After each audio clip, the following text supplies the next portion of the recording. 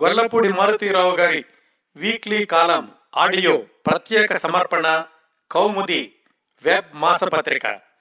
అలరించే సీరియల్స్, ఆకట్టుకునే కథలు, ప్రతి నెల ప్రత్యేక కథనాలు, వినూత్నమైన సినీ విశేషాలు, కడుపుబ్బ నవ్వించే హాస్య వల్లరులు, ప్రతి పేజీలో కొత్తదనం, ప్రతి సంచిక ఒక ప్రత్యేకం. కౌముది వెబ్ మాసపత్రిక. కన్యాశుల్కంలో గిరీశం బండివాడికి నేషనల్ కాంగ్రెస్ విషయమే 2 గంటలు లెక్చర్ ఇచ్చాక గిరీశం మాటల్లోనే ఆ గాడిద కొడుకు వాళ్ళ ఊరు హెడ్ కానిస్టేబుల్ని కాంగ్రెస్ వారు ఎప్పుడు బదిలీ చేస్తారని అడిగాడు. బడ్జెట్ విషయంలో నాకు మా ఊరి బండివాడికి పెద్ద తేడా లేదు. బడ్జెట్ని పార్లమెంట్లో ప్రవేశపెట్టాక పన్ను రాయితీకి తలసరి ఆదాయం పరిమితిని పెంచారా లేదా అని చూసుకోవడం, జరదా వేసే రోజుల్లో జరదా మీద పన్ను పెంచారో లేదో చూడడమే అలవాటు. బడ్జెట్ మీద ఆర్థికవేత్తలు అద్భుతంగా చేసే విశ్లేషణని వాళ్ళ అవగాహనకి విజ్ఞతకి మురిసిపోతూ వినడం తప్ప నాకేమీ బోధపడి చావదు. ఇప్పటికీ capitalization of PBS, welfare cess, physical discipline వంటి మాటలు వింటున్నప్పుడు ముచ్చటగా ఉంటాయి, కానీ చెవులను దాటి మీదకి ప్రయాణం చేయకున్నా మట్టుకు. కాగా కొందరు ఆర్థిక శాఖ మంత్రులు నాలాంటి వారి కితకితలు పెట్టడానికి మధ్య మధ్య చిన్న చిన్న జోకులు జత చేస్తారు. ఇందులో ప్రముఖులు అన్న టీటీ కృష్ణమాచారి, మొరార్జీ దేశాయ్ వంటి వారు. అయితే వీరికి ప్రస్తుత మంత్రి అరుణ్ జైట్లీ ఏమాత్రం తీసిపోరని బల్లగుద్ది చెప్పగలను. అలాంటి సరదా అయిన జోకు విశాఖపట్నం మెట్రో రైలుకి వారు కేటాయించిన మొత్తం. మెట్రో రైలుకి ₹1,00,000 కేటాయించారు. టీవీ ఛానల్ పొరపాటు పడుతోందేమో అని 10 సార్లు చూశాను, సందేహం లేదు.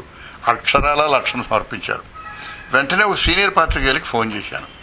ఆయనకి 1959 నుంచి పత్రికల్లో పనిచేసిన నాకు లోగడ ఏ కేంద్ర బడ్జెట్లోనూ ఏ పద్దుకి ₹1,00,000 కేటాయించిన సందర్భం లేదు. ఇది కొత్త రికార్డు. విశాఖపట్నం ఈ మధ్య అంతర్జాతీయంగా పేరును సంపాదించుకుంది. 50 దేశాల నావికా దళాలు పాల్గొనగా ఈ దేశపు రాష్ట్రపతి, ప్రధాని 4 రోజులు నౌకాశాఖ విన్యాసాలని కన్నుల పండుగగా దర్శించారు. ఈ మధ్య విడిపోయిన రాష్ట్రంలో ఇప్పటికీ ఒకే ఒక పెద్ద నగరం విశాఖ. ఇక్కడ మెట్రో కేవలం 13,488 కోట్లు ఖర్చు అవుతుందని అంచనా. ఈ ప్రాజెక్టుకి ప్రాథమిక ప్రణాళిక సిద్ధం చేయడానికి కనీసం 10 కోట్లు ఖర్చు అవుతుంది. అయితే ఇలా కాగితాల ఖర్చుకి, ప్రారంభోత్సవ సమయంలో కొబ్బరికాయలు, కర్పూరం, పప్పు బేలాల ఖర్చుకి మన ఆర్థిక మంత్రి ఒక లక్షను విధిలిచ్చారు. అయ్యా, మా ఎరికలో ఈ ప్రాజెక్టు ఉంది సుమా అని చెప్పడానికి ఇది లాంఛనం అని ఈ సీనియర్ పాత్రికేయులు చెప్పారు. ఇందుకు మనం కేంద్రానికి ఎంతైనా కృతజ్ఞతలు తెలపాలి. మరి మొన్ననే మాడు పగిలి బొత్తిగా ఆర్థిక వనరులు లేక ఉండడానికి రాజధాని కూడా లేని పరిస్థితిలో ఈ రాష్ట్రం ఘనత వహించిన ప్రధాని గారి చేతే ఆ మధ్య అమరావతిలో భూమి పూజ చేయించారు కదా, మరి లాంఛనంగా దాన్ని ఎందుకు గుర్తుంచుకోలేదు? ఈ బడ్జెట్కి అనుబంధ బడ్జెట్ రావడం ఆనవాయితీ ఉంది. ఆర్థిక మంత్రి గారు ఆ అనుబంధ బడ్జెట్లో అమరావతి కనీసం 5,000 కేటాయించాలని నా వినతి.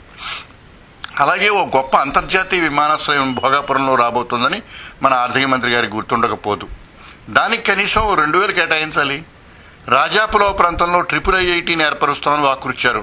దానికి ఎంత లేదన్నో 500 కేటాయిస్తే ఆంధ్రులకు కేంద్రం తమని మర్చిపోలేదని ధైర్యం కలుగుతుంది.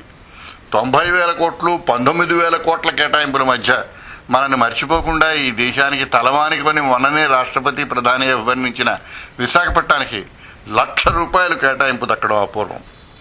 ఒక ప్రభుత్వం మన ఏడుపు మన ఏడవమని ఈ రాష్ట్రాన్ని 2 చెక్కలు చేసి చేతులతో కడుక్కుంది. మరో ప్రభుత్వం మిమ్మల్ని మర్చిపోలేదు బాబు అంటూ బొగ్గలు నిమిరి మురియలు తినిపిస్తోంది. వెనకటికి ఒక బందిపోటు దొంగ దారి కాసి అటు పోయేవాళ్ళని బెదిరించేవారట హుంకరిస్తూ, నేను లేస్తే మనిషిని కానంటూ. యాత్రికులు భయపడి ముడుపులు చెల్లించేవారట. తీరా అతన్ని ఒక ఆయన ఎదిరించి ఏది లేచి నిలబడి చూద్దామన్నట్ట. అప్పుడు తెలిసింది ఆ దొంగ కాళ్ళు లేవని, నిలబడే అవకాశం లేదని. నిలబడకుండా నిలదీసే దొంగ వీరుడు, తీరా గుట్టు విడిపోయాక అంతా జారుడు. మన ఆర్థిక మంత్రి గారు లక్ష్యం ఇవ్వకుండా విశాఖపట్నం మెట్రో, అమరావతి మా మనసుల్లో ఉంది, ఏదో చేస్తాం అంటే ఏం చేస్తారోనన్న ఆశైనా మిగిలేది.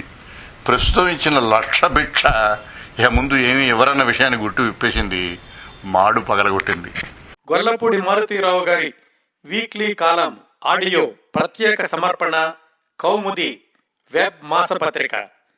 అలరించే సీరియల్స్, ఆకట్టుకునే కథలు, ప్రతి నెల ప్రత్యేక కథనాలు, వినూత్నమైన సినీ విశేషాలు, కడుపుబ్బ నవ్వించే హాస్య వల్లరులు, ప్రతి పేజీలో కొత్తదనం, ప్రతి సంచిక ఒక ప్రత్యేకం. కౌముది వెబ్ మాసపత్రిక.